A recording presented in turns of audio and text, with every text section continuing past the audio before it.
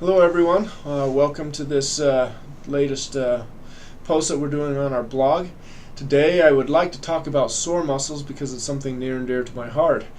I just ran the St. George Marathon this last weekend, and needless to say my legs are extremely sore and they are not working quite right. So I would like to talk to you folks about it because there are some things that you can do at home that will really help this. I also want you to understand the difference between when a muscle is sore and when there's more serious damage that you need to have checked on. First of all, let's talk about sore muscles. What creates sore muscles? Well, obviously overdoing it does. Working out, starting new workout programs, that kind of thing. Running marathons, training extra hard for things. All that kind of stuff causes sore muscles. Weekend warrior stuff, you decide to go play volleyball for the weekend, now your shoulder's sore. You need to know when it's just sore muscles and when we've got something else going on. So what causes what causes the sore muscles? Well, we have torn muscle fibers that are going to cause soreness, and we also have something called lactic acid threshold. What I'd like to focus on is how to recover from this lactic acid threshold. So what is lactic acid? You ever wonder what that is? And I'm sure you all heard about it from biology teachers and stuff like that, or other health nuts or people who work out at the gym a lot. Lactic acid is an acid that is created in the bloodstream and in the muscles to pull oxygen out of the blood into the muscles, so those muscle cells can use that oxygen to be able to help you continue to perform a labor or an exercise, or so they can contract at the given rate that they're doing. And there is something called lactic acid threshold. When your body has produced so much lactic acid and has pulled out so much oxygen that it's overloaded, it can't do it anymore, and your muscles are just overloaded with acid, and they just start to shut down, they start to cramp, they start to hurt. This is what we call lactic acid threshold. So marathoners, people who do endurance sports, really suffer from this a lot. This is something that they have to deal with. Usually your short bursts of energy, sports like football or other things, or sprinting just short distances, usually you don't have as much problem with lactic acid threshold. But for endurance people, it happens. So how do you combat it? Well, the first thing you want to do is make sure that you're drinking plenty of water before and after your competition, your exercise, your race, whatever it is. Make sure that you're hydrated properly. You need to be drinking at least your body weight in ounces cut in half. So I weigh 200 pounds. Make sure you're drinking 100 ounces of water every day before your race. If you weigh as much as I do, it's different for everybody. So calculate that out, figure out how much water you need to be drinking, and then drink a little bit more than that. Make sure you're drinking plenty of electrolytes like Gatorade and other stuff the day before your activity.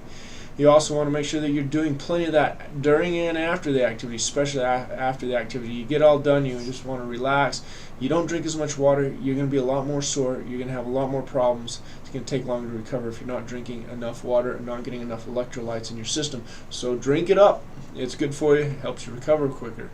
2, you want to make sure that you're doing some kind of recovery drink or fuel of some sort. There's things like goos, shot blocks. There's a lot of stuff that you can intake. I've had people use honey. Just put a whole bunch of honey in a drink and drink it, or put a bunch of honey on toast. You can do that. Ensure is another really good recovery drink that you can use. Ensure has protein in it, it has your sugars, it has everything in it you need to help your muscles get the glycogen stores back up. That's the energy that your muscles store to be able to exercise. So you need to replace those, and if you do it within 10 to 15 minutes, 20 minutes of your race or whatever directly afterwards, it really helps you recover quicker. Also, you want to make sure that you're stretching those muscle groups properly. We get done with a big race and we quit doing anything for a few days because we're sore. That just makes the problem worse and can cause us to develop trigger points, adhesions in the muscles and stuff like that. So you want to make sure that you're stretching those muscle groups. Now, how you stretch is gentle stretch. Take the muscle to the point where you first feel it stretch, and then hold it there, and then as it feels like it relaxes over 20 to 40 seconds, you just slowly increase the stretch. When you're done with 30-40 seconds, then you're done. Go to the next muscle. Make sure you're doing both sides evenly. Now if you've got one side that's a lot more sore than the other side, stretch it first, stretch the other side, and come back and stretch the sore side a second time. That way you get a little bit more stretching in there. It'll help you recover quicker. Another thing, everybody hates ice, but ice really helps in the recovery process. It helps get rid of inflammation. Inflammation causes all kinds of havoc. When you have sore muscles, I guarantee you, you have swelling in them. So you want to make sure that you're using the ice on them. If you have a hard time tolerating ice, use heat first and then ice. That helps flush the system, helps you tolerate the ice a little bit better. You want to leave it on until the area kind of feels like it's starting to go numb. You want to make sure that you check it regularly to make sure that you're not getting frostbite, because frostbite's never fun. It itches really bad. So don't do that. It's no fun. I've had it happen to me before, so don't be like me and don't get frostbite. Check it every couple of minutes to make sure that the skin's not starting to get hard or go wide. You can put it directly on your skin, but you have to check it. If you put a thin dish towel and stuff in between the ice and you usually don't have to worry about it too much. Now, another thing that you can do is nutrition-wise. You want to make sure that you are getting something in your system called glutathione. It is the body's natural detoxifier, but as you get older, you make less and less of it. You probably always wondered why you recovered quicker when you're younger than versus as you get older. Well, this is the reason why. Your body doesn't produce as much glutathione as it used to. So if you will take and get some glutathione, get it in your system before your race or whatever you're doing, make sure you're using plenty of it afterwards. It'll actually help speed up your recovery quite drastically. Plus it'll help your body heal quicker. If you have questions on where to get it, you can always call us at our office or go to our website. Our office information is on there. Our blog, where this blog will have our information on it. We'd be happy to tell you where you can get it or order it for you, just to help you get some of the nutritional things you need. So glutathione is a great help with that.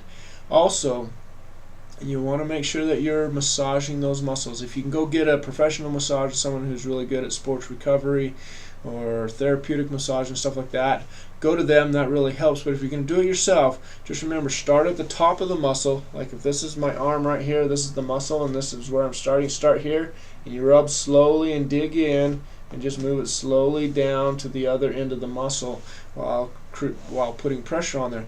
That will strip out the muscle and help it recover. It doesn't feel real good usually, but it definitely makes a difference in the recovery and how fast you recover. So here's a bunch of things that you can use at home. Remember, water intake, number one. Make sure you're getting enough water in it. Number two, make sure that you're getting the proper nutrition like glutathione, recovery electrolytes, protein. Protein is extremely important because you need the building blocks to repair the muscles. So make sure you're getting plenty of protein afterwards. Make sure that you're getting the muscles moving again. So you want to make sure that you're starting to walk or ride a bike or just move those muscles through a range of motion every day. Don't sit there and let them get stiff. Move them because it helps in the recovery. You want to make sure that you are stretching the muscles really well, and that you're massaging the muscles out and using heat and ice. You do those things, you'll recover quicker. You won't have as many muscle problems afterwards. You can get right back into your exercises after a week or so without any problems. If you don't, you will develop problems that you'll need to go see me about or another medical profession, because damaged muscles can cause a lot of problems if you don't take care of them right. So here's some things for you. Use it and enjoy the exercises. Help yourself get over the soreness quicker, and realize that you accomplished something good, and that soreness is just a process of getting better, especially if you take care of it the right way. Appreciate you. Enjoy this. Pass it on to other people. Let them know about it. Let them be healthy too. Appreciate it. Take care. Have a great day. Bye.